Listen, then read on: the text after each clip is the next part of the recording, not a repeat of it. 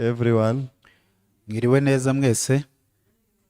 So tonight we are going to share the message in the book of 1 Samuel chapter 16. Uyu munsi rero tugiye gusangira ubutumwa buboneka muri Samweli wa mbere igice cya 16. So we shall read verse 6. Turasoma umurongo wa 6.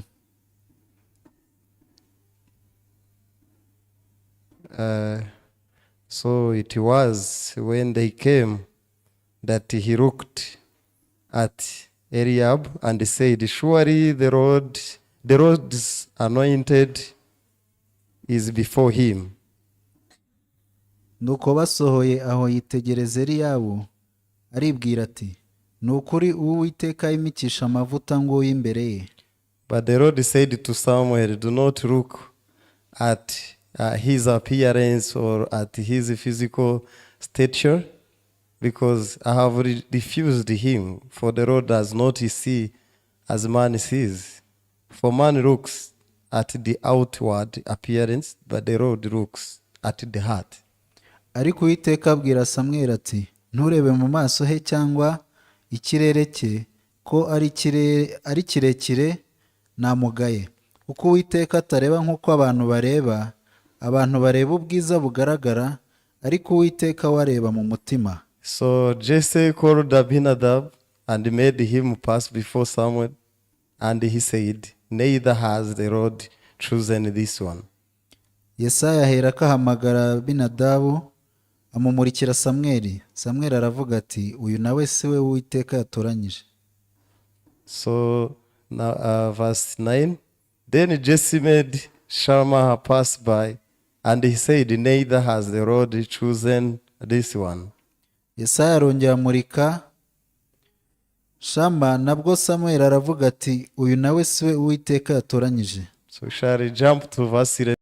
Turahita dusimbuka tujye ku murongo wa 11. And Samuel said to Jesse, are all these young men here? Then he said, there remains yet the youngest, and there he is, keeping the sheep. And Samuel said to Jesse, send and bring him, for we will not sit down till he comes here. Samweli abaza Yesaya ati abana bawe bose naba? Aramusubiza ati hasigaye umuhererezi ariko aragiye intama. Samweli arabwira Yesaya ati mutumire bamuzane kuko tutari bujye kurya ataraza. So he sent and brought him in. Now he was ready with bright eyes and good looking, and the Lord said, arise, anoint him, for this is the one. Nuko aramutumira amujyana mu nzu. Yari umuhungu w'inzobe ufite uburanga kandi w'igikundiro. Uwiteka aravuga ati haguruka umusukeho amavuta, niwe uwo. Then Samuel took the horn of oil and anointed him in the midst of his brothers, and the Spirit of the Lord came upon David from that day forward. So Samuel arose and went to Ramah. Samuel aherako yenda ihembe ry'amavuta ayamusukiraho imbere y'abakuru be, uhereye ubwo umwuka w'Uwiteka akageza kuri Dawidi cyane. Nuko Samuel arahaguruka asubira i Rama. Good evening.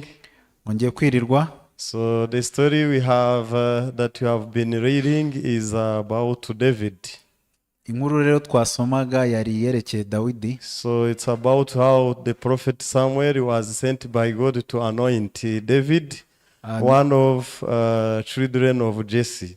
Ni inkuru ivuga ukuntu umuhanuzi Samweli yoherejwe n'Uwiteka kujya gusiga amavuta Dawidi, wari umwe mu bahungu ba Yesayi. So upon arriving to that house, he immediately judged according to his judgment and wanted to anoint the firstborn.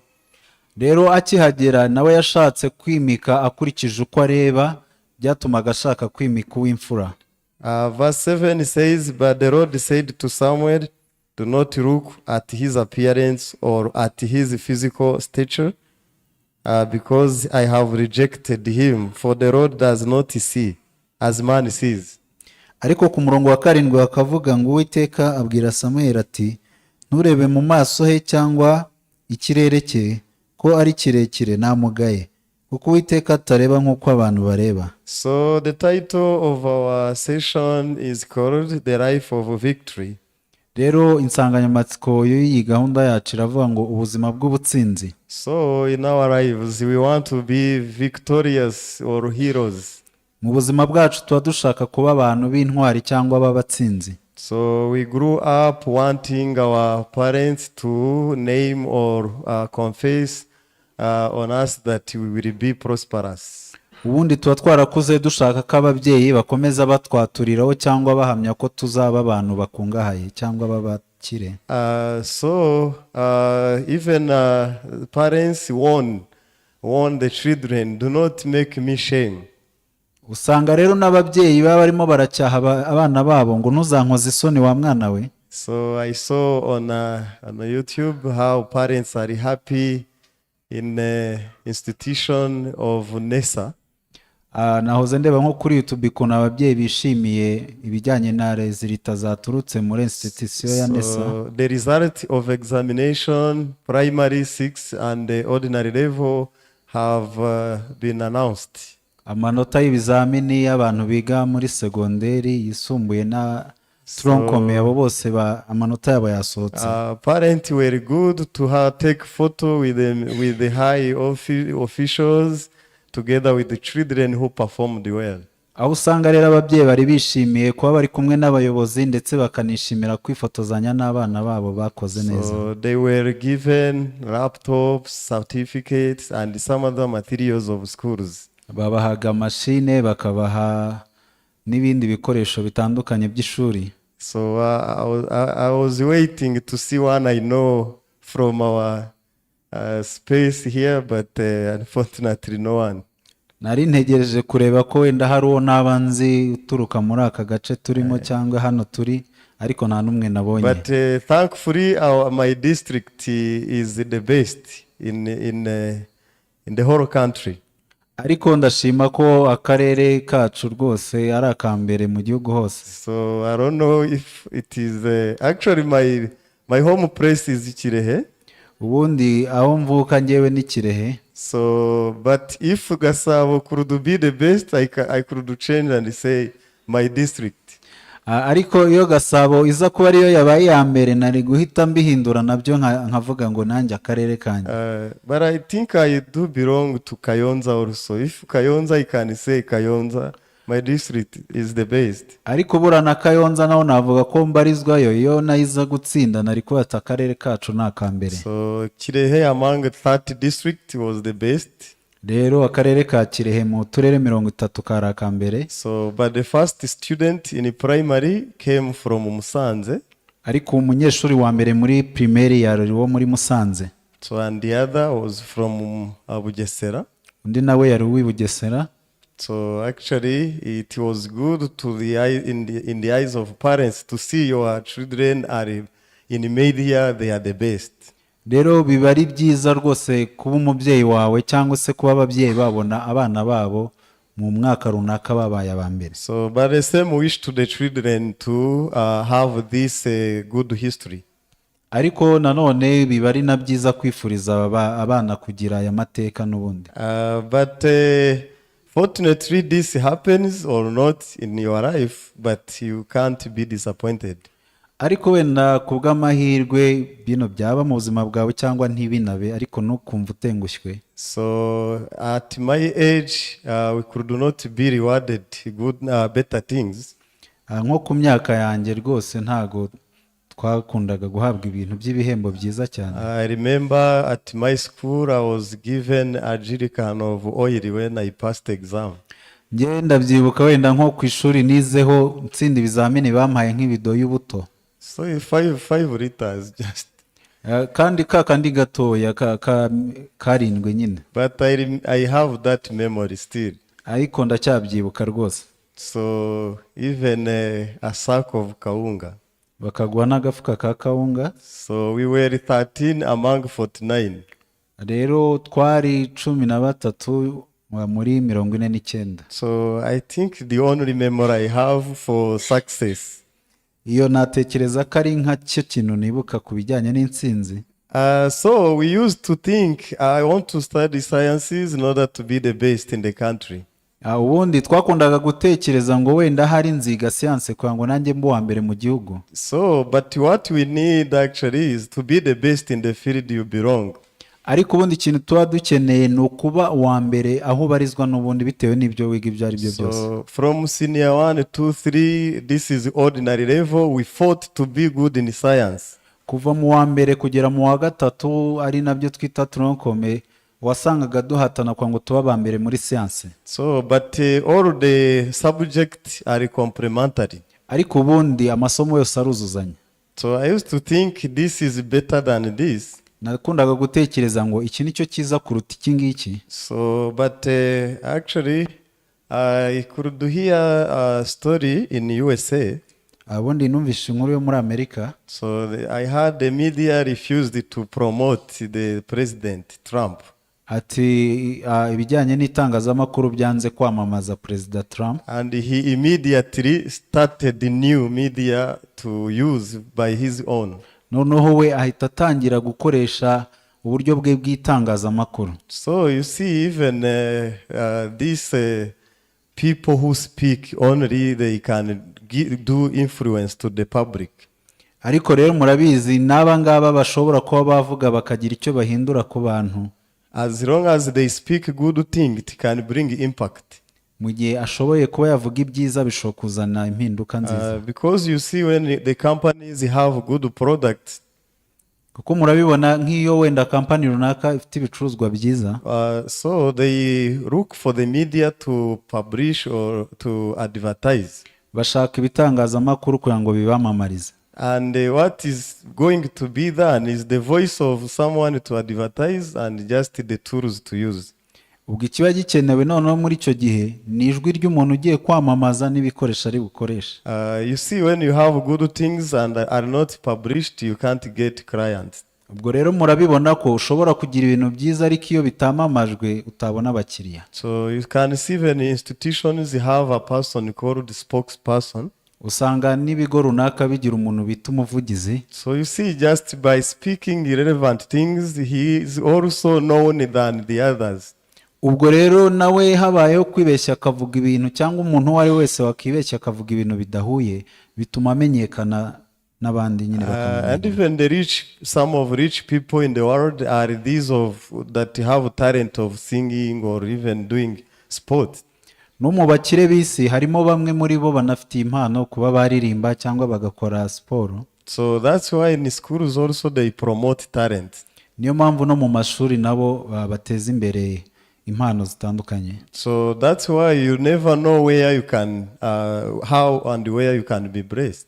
Niyo mpamvu rero utazi aho ariho cyangwa se uburyo uzahabwamo umugisha wowe. So in whatever thing you can be blessed regardless the subject that is on top. Niyo mpamvu rero muri buri kintu icyo ari cyo cyose wowe ushobora guhabwa umugisha utitaye ngo iyi nsanganyamatsiko niyo wenda yamamaye cyangwa niyo ikunzwe cyane. So becoming the best in whatever field is actually what to be desirable. Ubundi kuba waba uwa mbere muri buri kintu runaka cyangwa se mu kintu waba ubarizwamo buri wese aba abyifuza. So I can say sometimes I call myself that I'm aged. Wenda reka mbivuge gutya ariko hari ubwo njya nanjye nita ko ndi umuntu ushaje. That's why I put the wish to my son. Niyo mpamvu usanga ibyifuzo byanjye ntangira kubishyira ku mwana wanjye. I want him to become the world best. Nkumva ntangiye kumwifuriza ko azaba umuntu ukomeye cyane mu isi. And my mind goes here and there. Ugasanga rero ibitekerezo byanjye birajya hirya no hino. Will he be what in the field of science in whatever? Ngatangira se muri science azaba iki koko? Ese muri ibi nibi zaherera hese? When I become tired, I say I will only put him in the hands of God. Namara kunanirwa ibyo byose nkavuga ati okay, nzamurekera mu biganza by'Uwiteka. So I had a scareful story. Rero mfite n'inkuru iteyemo akoba. A rich person in Ethiopia, he raised his son to become a pilot. umugabo umwe ukize muri Ethiopia yareze umwana we ashaka kazaba umupilote utwara indege. Finally, he became a pilot. Kuko nyuma aba umupilote. But after few years, like 3, he died in accident of airplane. Ariko nyuma y'imyaka nk'itatu gusa ahita apfa azize impanuka y'indege. So one of my relatives said, your son must be a pilot. Noneho rero hari umwe mu banyamuryango bene wacu wavuze ati mwana wawe ubundi agomba kuba umupilote. I said, no, I don't want. Mpita mvuga ati hoya ntago mbishaka. So because my heart could be troubled. Kubera ko umutima wanjye byahitaga biwutera igihunga. So once I traveled in airplane and I was careful somehow. Umunsi umwe nagiye mu ndege nari mfitemo akoba. So that's why I said, no, what God is pleased with, that will be the career of my son. Rero ndavuga nti wenda mu bintu Imana nabyo yitayeho yishimiye harimo n'ibizaba iby'umwana wanjye azahitamo cyangwa se ikinazakurikirana. Actually, we grew up even at any certain age, we want to be the best. Rero usanga uko dukura bitewe n'ikigero cy'imyaka turimo tuba dushaka kuba aba mbere. So I liked a visitor we had here in the morning. Nakunze umushyitsi twagize mu gitondo. He simply said, success is to live with my Lord. Ubundi yavuze ati ubutsinzi bwa mbere ni ukubana n'umwami wanjye. So I was very happy for that saying. Rwose kuba yavuze gutyo nabikunze. In the history there are these things. Rero mu mateka hariho bino bintu. There is something called the agricultural revolution. Hagiye hari ikintu cyitwa ubuhinzi bwagiye buvugururwa. So here means human shifted from hunting, gathering to farming, leading to the village and civilization. Iryo vugurura cyangwa iterambere mu buhinzi ryakuye abantu mu guhiga noneho bava no guhingisha ibiti n'amabuye bagera ahantu bakoresha n'imashini. So there is some other thing called the history talks about Greek and Roman empire. Ariko amateka nanone yigisha ubwami bw'Abagiriki n'Abaroma. So they say this is the birth of democracy, philosophy, architect and engineering. Aho rero ngo niho havuye icyo bita demokarasi cyangwa se ubuyobozi bwashyiriweho abaturage bugatorwa nabo, ibijyanye na filozofi n'ibindi n'ubuhanga butandukanye. The third example and the last. Urugero rwa gatatu ari narwo rwa nyuma. It is called the rise of major religious. Aho rero nanone ni ivuka ry'amadini akomeye. Here we only talk about Christianity. Ariko hano mureke tuganire cyane ku kintu cy'ubukristo. Because I belong to Christianity and I benefited from that. Kubera ko nanjye niho mbarizwa kandi nanabyungukiyemo. But there is the other thing called the digital. Ariko hari n'ikindi. So you see, all of such things helped us much. Rero ibyo bintu byose byaje n'iri koranabuhanga ririho riteye imbere byaradufashije rwose. You can't exalt digital or industrial things and you put down the agricultural things. Nago rero wazamura ibintu by'inganda cyangwa se iterambere ngariko usiga inyuma ubuhinzi noneho. Because everything goes hand in hand. Kubera ko buri kintu kijyana n'ikindi. So but these things helped us much. Ibi bintu rero byaradufashije cyane. Even I had this point of philosophy, the one made this idea of banks you benefit from. Wenda reka njya ngira n'uku kuntu kwibaza ku muntu wavumbuye ibintu bya banki mwungukiramo. You see that the world benefited from him. Mubona ko isi nawe yamwungukiyeho. You see they used to exchange. You give beans, you are given cassava. Mbere habagaho ibintu byo guhinduranya cyangwa se kugurana. Ugatanga ibishyimbo undi bakamuha imyumbati. But when the money was made, ariko igihe amafaranga yavumbuwe, so actually this man it is called the trust.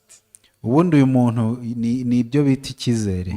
This money is called trust. Just aya mafaranga ubundi tubona gutya ni icyizere. So when you have this money and you hear from the radio that the National Bank announces that the money has no value. Kuko iyo ufite amafaranga ukaza nko kumva kuri radio y'igihugu baravuze ngo ari amafaranga ataye agaciro. So you feel sad. Urababara sibyo? So the money is nothing but just the trust you are given. ubundi ubwo rero amafaranga nta kintu ari cyo ahubwo cya cyizere ahabwa. But the money is useful in this period of time. Gusa muri iki gihe turimo amafaranga n'ay'agaciro kandi arafasha. There are some philosophers that set this kind of trades. Rero hari abantu bagiye bashyiraho ubu buhanga. So and with their ideas we are living the better life. Noneho kubera ibitekerezo byabo ubu turi kubaho ubuzima bwiza. So and I used to desire why I didn't become engineer or philosopher or whatever. Noneho nanjye rero nkajya nkunda nagiye habagaho k'igihe nifuza kuki nge ntabaye umwenjeniyeri, umuntu utekereza cyane se w'umufilozofe. But later I came across to one verse and I was released from such thoughts. Umunsi umwe rero nza kuhura n'umurongo umwe muri Bibiliya bituma ibyo bintu mbibohokaho. So it is in Romans 9. Mu Baroma igice cya 9. So verse 5 talks about the one that holds all the things of the world. Rero igice cya 9 umurongo wa 5 havuga ku muntu cyangwa se kuwufite ibyo byose mu biganza bye. So Romans 9 verse 5. Abaroma 9:5. Of whom are the fathers, and from whom, according to the flesh, Christ came, who is over all, the eternal blessed God. Amen. Nibo bakomotse kuri ba sogokuruza, ndetse bo nibo Kristo yakomotseho ku mubiri.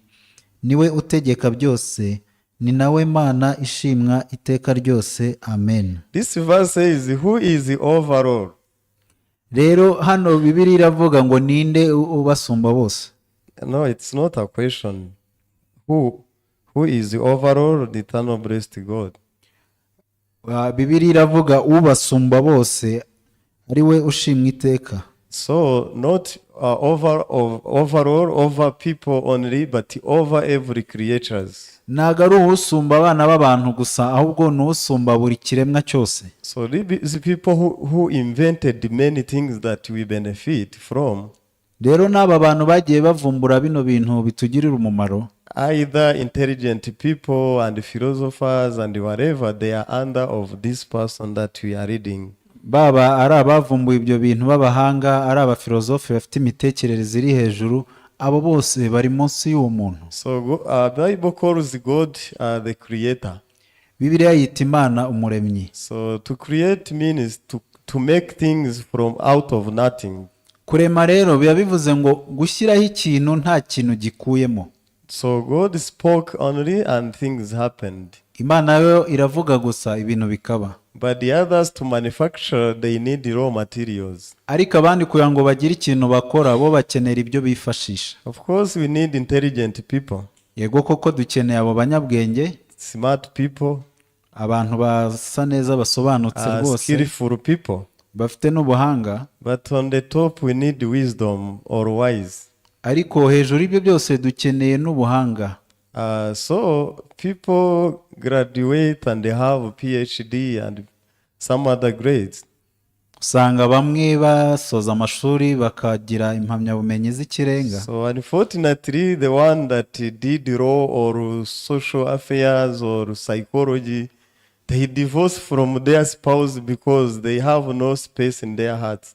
Ariko usanga ikibabaje wa muntu wize amategeko akiga imibanire n'abantu, akiga n'ubumenya muntu muri rusange, usanga ahubwo ari we usanga ngejo yatandukanye n'umugore we, bivuze ikirero bivuze ngo mu mutima we nta mwanya afitemo. I had a funny story that a lecturer of university long ago was not caring the family. Naje kumva inkuru isekeje y'ukuntu umuntu wigishaga muri kaminuza yabayeho atita ku muryango we. So and then the staff gathered. Noneho abantu bakorana baraterana. So now we are going to share his salary with the wife. Noneho baravuga ngo tugiye kujya dufata umushahara yahembwaga duheho umugore we. So they agreed. Barabyemeza. But they didn't tell him immediately.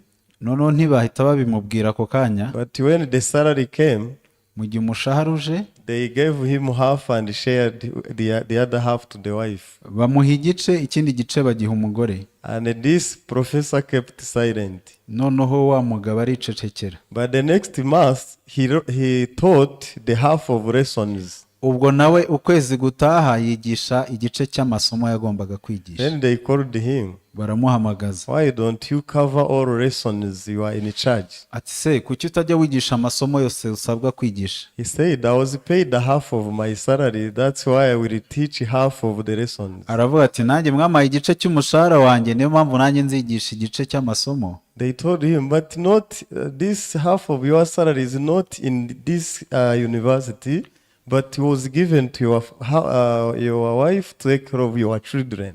Baramubwira ati ariko icyo gice kindi cy'umushahara wawe ntabwo kiri muri iyi kaminuza, ahubwo twagihaye umugore wawe kugira ngo yiyiteho n'abana bawe. He said it's okay. Aravuga ati ibyo nta kibazo rega. So she received the half of my salary. Ubwo ntiyakiriye igice cy'umushahara wanjye. So the next is she comes and teach that half of my lessons. Ubwo nawe rero igikurikiye nawe naze yigishe ya masomo cya kimwe cya kabiri cy'amasomo ntigishije. So the staff shocked. None rero abo bakorana birabasetsa. So how can we handle this problem? Se none iki kibazo twagikemura gute? So they asked him, how do you think you advise us how we can handle both? Noneho baramubaza ati wowe uratekereza iki twabikora gute, ni gute twabigenza byombi? So this shows people are intelligent, they can even teach others. Rero usanga hari abantu b'abahanga bashobora no kwigisha abandi. But to the other point, they don't know how, or they don't want. They don't know how to handle simple problems. Ariko abo bahanga bose hari ahandi hantu bagera bakananirwa kuba bakemura ikibazo kimwe. So then they kept on paying him the full salary and said maybe in the future he will change his mind. Noneho bageraho baravuga ati reka tujye tumwihera umushahara we, ubwo wenda hazaza azahindura ibitekerezo. You see, people are very actually tricky. Murabibona rero ko abantu hanze aha n'abanyamayeri cyane. So even another old man won a very big amount of money. Hari undi muntu nawe watomboye amafaranga menshi arayatsindira. And people said, let's send a psychologist to him to calm him down, to put him in the right position to receive this good news. Rero baravuga ati reka twohereze umuntu w'umuhanga mu mitekerereze kugira ngo abanza muturisha umutima mbere yuko yakira aya makuru meza. So and this man went for the job. Ubwo nyine uwo ngo nawe aragenda akora ikiraka bamutumye. He was speaking to old man. Aragenda aganiriza wa musaza. Old man, how are you? Ti wa musaza we umeze neza? Yeah, I'm good. Timeze neza. So in your history, how much money big have you accumulated at once? Se mu buzima bwawe rwose na yahe mafaranga menshi wigize wakira icyarimwe? So 20,000. Ati 20,000. So when? Ryari? The time I sold my cow. Ati igihe nagurishaga inka yanjye. So how can you behave when you receive by chance 50 millions? Ati se wakitwara ute kubw'amahirwe uramutse noneho ubonye nka miliyoni 50? He sweared to this psychologist saying, I can immediately give you the half of that man and I remain with the other half. Noneho ahita arahirira wa muntu wari uje kumuganiriza ati njye nyabonye nahita nkuha kimwe cya kabiri cyayo nanjye nkasigarana ikindi. Because you come with a good news. Kubera ko wabuzanye amakuru meza. And immediately the man in charge to take care of the house of the other, he fall down. Ahubwo noneho wa wundi wari ushinzwe kwita kuri uwo nguwo aba ari we witura hasi. Because he is sure the 25 million is there. Kubera ko we ahise ahabwa asanganywa amakuru yuko izo miliyoni 25 zaboneka kuko zari zihari muri za 50. And you see, he was in charge to take care of the heart of the other. Ngamwibaze ngo yarashinzwe kwita ku mutima w'abandi. But he's the one that affected by the situation. None ni ugize igihunga bitewe n'ibyo ahuye nabyo. So we can acquire knowledge and so many things. Rero dushobora kwigwizaho ubumenyi n'ibindi bintu byinshi. So but this is not sufficient. Ariko ibyo ntago biba bihagije. So but on top of that, gusa hejuru y'ibyo byose nanone Jesus must be our guide. Yesu aba agomba kutubera umuyobozi. So I had I'm sorry to say so many stories, but this is the last. Muri hangana mfite inkuru nyinshi ariko iyi ni ya nyuma. Our president said once he visited the forest. President yagize kuba ngo umunsi umwe nasuye ishyamba. So and of course he trusted these people of tourism, these people who guide people who are doing tourism. kandi koko abayizeye n'aba bantu bayobora abakerarugendo. So, but unfortunately, the gorilla heard the sound of a baby gorilla crying. Noneho ku bw'amahirwe makeya ingagi iza kumva akana kayo kari kurira. So, and then the gorilla came quickly.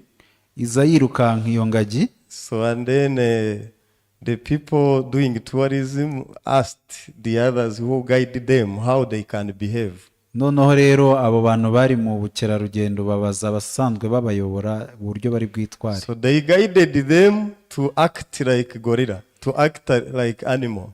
Noneho bahise babayobora kwitwara nabo nk'inyamaswa. So you bend your what? You bend your self and kneel down and act as a humble person.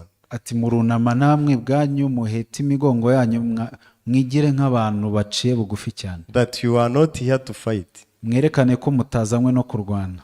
His Excellency said that he did. Perezida yavuze ko yabikoze.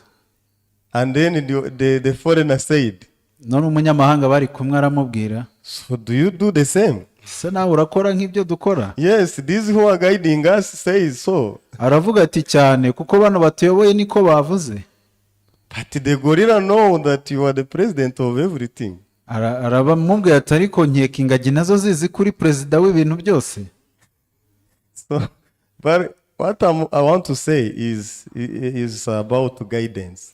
Icyo rero nashaka kuvuga nanone ni ikijyanye n'ubuyobozi. Guidance requires humbleness. Rero kugira ngo uyoborwe cyangwa se bijyanye n'ubuyobozi biba binasaba no guca bugufi. To be guided whoever you are, if you trust the one that guides you, you need to be humble to him or her. Kugira ngo uhabwe ubuyobozi cyangwa se ugende neza aho ugera biba bikwiye ko wizera umuntu ukuyobora. But when you want to guide yet you are in the position to be guided, it is a problem.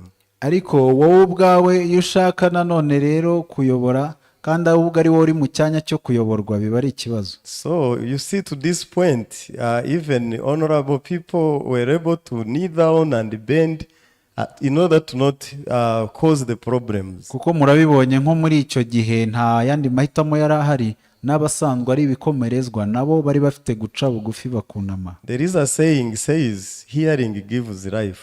Hari imvugo ivuga ngo kumva gutanga ubuzima. So when you go to the doctor, when he guides you in this way and this way and this way, you do because you love your life. Iyo ugiye kwa muganga akakubwira ngo kora iki n'iki n'iki, urabikora kuko birangira ubuzima bwawe bugenze neza. So, and we are prosperous and victorious when we are led or guided by Jesus. Rero natwe tuba abatsinzi kandi tukagera ku ntego n'ibindi bitandukanye iyo twayobowe na Yesu. So I read first Samuel, the story of David, because this appears to him. Kuko rero nari nasomye no muri Samuel wa mbere inkuru ya Dawidi kuko nibi byamubayeho. So David was victorious. Dawidi yari umutsinzi. But it came from obedience and humbleness. Kandi byaturutse mu kubaha no guca bugufi. So David actually got the chance to kill the enemy of him, Saul. Kuko ubundi yari yabahawe n'amahirwe yo kuba yakica umwanzi we Sawuli. But he didn't due to obey God. Ariko yanze kubikora kubera yubahaga Imana. So when I read this point, I feel strange. Ubundi iyo nsomye aha hantu ngiye birantangaza cyane, mba nimvamo ukuntu gutandukanye. He even rebuked one person saying, how did you dare to lay your hand to a person that God anointed? Yacyashye n'umuntu umwe bari kumwe aramubwira ati ni nagute wahangaye kuzamura ikuboko kwawe ngo ugirire nabo umuntu Imana yimikishije amavuta. Because David could not dare that. Kubera ko Dawidi ibyo binatari bubihangare. But Saul did and killed many prophets of God. Ariko Sawuli we yarabikoze ahubwo yica n'abahanuzi benshi b'Imana. So but David could not dare that. Ariko ntago Dawidi we yahangaraga ibyo bintu. So and also he could not trust in himself, because when if he took victory from Goliath, ariko ubwe nta nubwo yiyizereragamo cyangwa yihimbaze nubwo yaba yaratsinze Goliyati. Actually could say, Lord is my refuge. We yahoraga avuga ngo Uwiteka niwe bwugamo bwanjye. So he could say, the Lord, actually I want to have time to actually gather how many times David in Psalms he mentioned the Lord is my this and this and this. ubundi ngiye nshaka no kuzafata akanya nkakusanya buri kantu kose cyangwa buri hantu hose Dawidi yagendaga avuga ngo Uwiteka ni iki cyanjye, ni ubwugamo bwanjye n'ubuhungiro bwanjye. So he could overcome so many battles. Yagiye atsinda intambara nyinshi. Even the book of Acts, the Bible says that God actually was pleased with the heart of David. No mu gitabo cy'ibyakozwe n'intumwa arahagaruka ukuntu Imana yishimiraga umutima wa Dawidi. So and then how can you become this victorious person? Rero ni gute noneho waba uno muntu w'umutsinzi? Of course the knowledge is needed, is to be acquired. Yego koko ubumenyi buba bukenewe, ubukeneye no kubugira. So but as we believe that everything comes from the heart, ariko nkuko twizera ko ibintu byose bihera mu mutima, so we must first of all feed the heart. Rero uba ugomba kubanza ukagaburira umutima. So and then these are supplementary or are accessories. Ibyo bikazaza nk'inyongera ndetse n'inyunganizi. So I was surprised yesterday, I was in the funeral. Naratunguwe cyane, ejo hashize nari ndi ku kiriyo. So the family leader said, umwe rero wari uyoboye umuryango aravuga, so of course we are in trouble, one of our family member passed away. Aravuga ati koko turi mu byago, umwe mu muryango wacu yitabye Imana, but we have to thank God. ariko dufite gushima Imana. So he said, first of all, I thank God. Aravuga ati mbere na mbere ngenda ndashima Imana. And secondly, I thank the pastor here. Ati bwa kabiri ndashima pastor uri hano. I like them who do the ministry, who do the work for others, not for themselves. Kuko ikintu mbakundira ni ukuntu baba barakoreze umurimo bakawukorera abandi atari ku bwabo. So I said, actually, I didn't see the value of what I did. Ndavuga ati mu by'ukuri nta nubwo yabonye n'agaciro k'ibintu nakoze. So I mean myself, I didn't see that I did a very big thing. Nkanjye ubwanjye nivuze ntago rwose nabonaga ari n'ibintu nakoze bihambaye. So my mind was going here and there. Nyewe rero ibitekerezo byanjye byigiraga hirya no hino. So I was saying, here there is a problem. Ngiye nkavuga ati ahangaha hari ikibazo. And my mission is to preach good news. Kandi iki kibazo kiri aha, ngewe ubutumwa nahawe ni ukuvuga inkuru nziza. So what is good news in these people that are crying? None nkavuga ati inkuru nziza yabiyihe muri aba bantu barimo bararira. So I said, I will try to preach but using indirect words. Ndavuga nti rero ngiye kugerageza kubwiriza ariko ntakoresheje amagambo arasa ku ntego. So I will preach the comfort. Ndaza kuvuga ibintu bisa n'ibitanga ihumure. But I must preach the salvation. Ariko nanone ngomba kubwiriza agakiza. So I was praying how the message will be.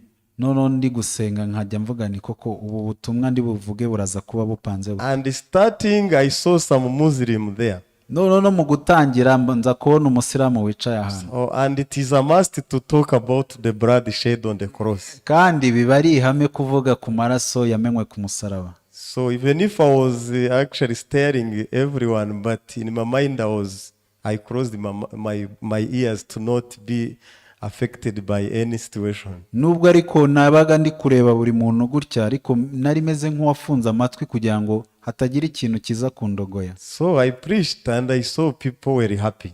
Nza kubwiriza ariko mbona abantu baranishimye. So I took this conclusion. Nza gufata uyu mwanzuro. So it is the only best thing in the world. Ndavuga nti iki kintu nicyo cyambere kiza mu isi. We must proclaim Jesus in whatever situation. Tugomba kwamamaza Yesu muri gahunda iyo ari yose. I was afraid that maybe this house owner will take me aside and say, what about your message? Nari nafite akantu k'impungenge ariko se ubu nk'ubu nyiri iyi nzu anjyanye ku ruhande akambwira ati ibi bintu uvuga ni ibijyanye n'iki. So you see, we belong to different religions and you come with this message. Nari ndi kuvuga nti araza ambwira ati urabona twese tugira amadini atandukanye ariko wowe ko numva uvuga ibintu bihabanye n'ibindi. You supposed to just to read a ceremony like a ceremony to farewell our beloved. Akaba yambwira ati rwose wagombaga kuyobora ikiriyo nyine nk'umuhango wabaye wo gusezera ku bacu twakundaga. But God took control. ariko byose Imana yarabiyoboye. So, and either him and the MC could refer to the words that I mentioned. ahubwo yaba we cyangwa se n'umusangiza w'amagambo bagiye bagaruka ku bintu nigishije. So, and I told myself to not commit any mistake. I will only raise the name of Jesus in whatever situation. ubwo rero naribwiye nti ntago nkwiye kugira ikosa na rimwe nkora, njye nzajya nzamura Yesu muri buri gihe cyari cyo cyose. As in Jesus, there is no mistake. If I only speak this name of Jesus, I will not be affected with anything. kubera ko muri Yesu nta kosa ribamo, rero ninzamura Yesu gusa cyangwa akaba ari we mvuga gusa, ubwo nta kibazo na kimwe kizaba na n'ingaruka bizangiraho. So the world recognizes so many heroes. usanga rero isi yibuka intwari nyinshi zitandukanye, And of course, even as the sister testified last time we learned about Thomas Edison. nk'uko rero na mushiki wacu yabigarutseho mu buhamya bw'ukuntu ubushize twize Thomson. He solved the issue of darkness by inventing the bulbs or lights. we yakemuye ikibazo cy'umwijima avumbura no matara. So, and the others that invented the engine of cars. abandi bavumbuye moteri z'imodoka. And the others invented how we can have this clothing. hari n'abavumbuye uburyo twagira ino myambaro tuba dufite. So, but on the top, Jesus came and he's overall. ariko noneho hejuru y'ibyo byose Yesu nawe yaraje kandi asumba byose. So I will read 2 verses as I conclude.